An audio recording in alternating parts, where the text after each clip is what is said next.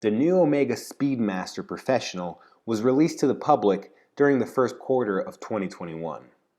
Omega is using social media to promote their new timepieces, and the results are devastating. The Moonwatch in both Hesalite and Sapphire have already been sold out. Watch enthusiasts have received the new master chronometer with overwhelmingly positive reviews, and it seems like this may be Omega's year. It seems Omega enjoys releasing updated versions of their watches every 6 years, and it has us wondering, what's next for Omega this year? The previous Speedmaster was released in 2014, and so was the Omega Seamaster 300. So could that mean that there will be a new Seamaster 300 this year? The answer is yes, and we could be seeing it very soon. A friend of mine from the northeast of the United States has provided images and specs of the new 2021 Omega Seamaster 300. We will go over these images and compare the new watch to the older 2014 version. Not all details are released thus far, but what we have here is enough to whet our appetites. The 2014 Omega Seamaster 300 was met with positive reviews, complimenting its ability to walk the tight line between vintage and modern. The COSC certified 8400 caliber coaxial movement with its anti-magnetic properties and a display caseback showed just how high-tech a vintage reissue can truly become. But now in 2021, we have an updated Seamaster 300. And at first, the watch looks incredibly similar to its predecessor. It's when we dive into the specs, no pun intended, that the differences become apparent. Both watches are 41 millimeters in diameter, and both feature a polished brushed case body in stainless steel.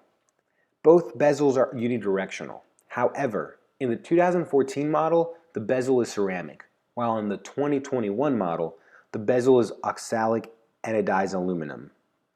It seems that the watch is going for a more vintage route than its predecessor, while the predecessor focused on a much more modern approach. The bezel will come in either blue or black for the steel models.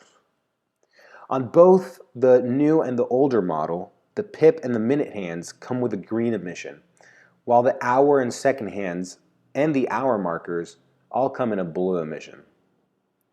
In this new model, the screw-in crown has a conical shape. In the older model, we saw a black sandblasted dial with recessed cut indices filled with the vintage superluminova. In the new model, they will be going for a sandwich dial, similar to that of the Panerai. The first plate will be a blue superluminova, while the second plate will be a sandblasted blue or black dial with indexes and numeral openwork. The numeral font will be different, and it seems that the indices are a little stubbier than the previous version from the design image. On the newer model, the dial has less text. Both models feature rhodium-plated hour and minute hands.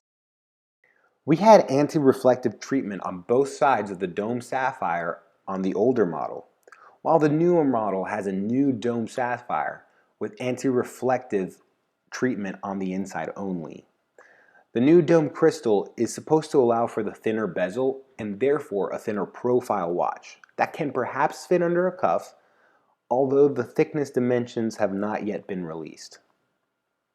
Also, new to this model is a wave-edged screw-in caseback with a flat sapphire crystal to show off the movement. The new model will have a similar bracelet design, but will alternate the brushing pattern of the older model. These center links will be brushed, while the outer links will be polished. The clasp will be adjustable to 3 positions over 3.8 millimeters.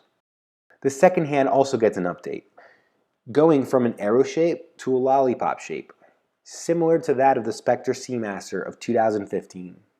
Most excitingly, the new movement will be Meta's certified master chronometer, and the caliber will be 8912. Both watches feature a 5-year warranty. Please let me know what you think of the updates in the comments below, and if you think this is a home run for Omega. As always, thank you for your support, and I hope to see you soon.